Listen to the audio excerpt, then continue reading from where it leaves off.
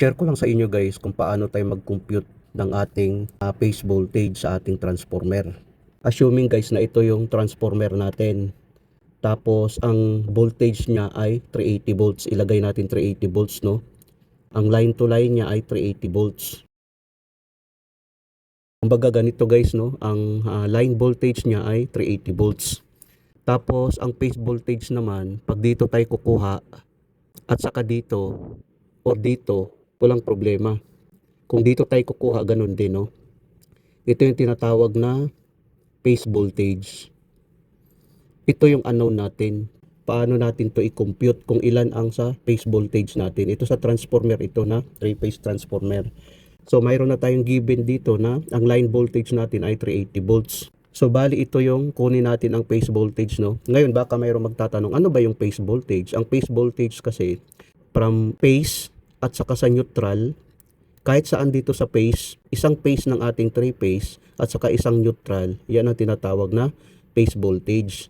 Tapos ang line voltage naman from line to line. Yun ang ibig sabihin ng line voltage natin.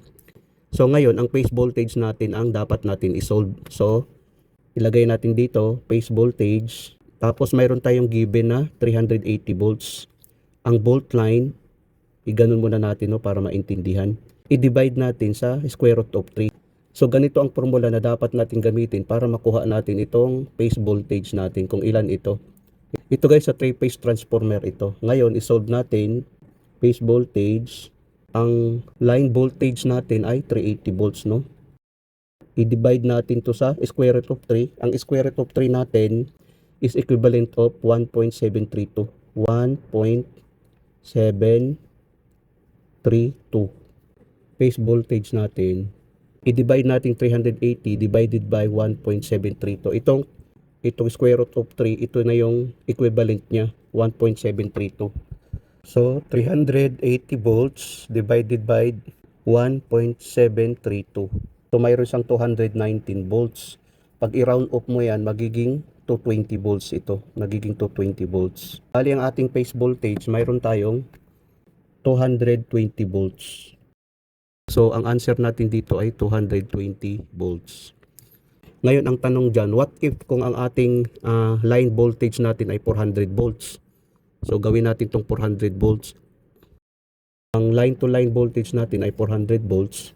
Ang babaguhin mo lang, dito lang ang babaguhin mo. Pero itong square root of 3, still yan. Balit ito lang ang babaguhin mo. 400 volts. Tapos i-divide mo sa 1.732. Kung 400 divided by 1.732 ay 230 volts. Bale, ang phase voltage mo ay 230 volts. Dito naman ay 230 volts ito. So, bali guys, ito siya. Ang line to neutral, pag 400 ang gagamitin natin ay 230 volts, no? Line to neutral, 230 volts. Line to neutral, 230 volts ang magbibigay siya pag ang voltage natin na ginamit ay 400 volts. What if kung ang voltage natin sa line to line ay 440 volts? Kung 440 volts guys, ganun pa rin ang formula na ating gagamitin. 440 volts siya, i-divide mo rin sa 1.732 sa square root of 3. Pag 440 volts divided by 1.732, 254 volts.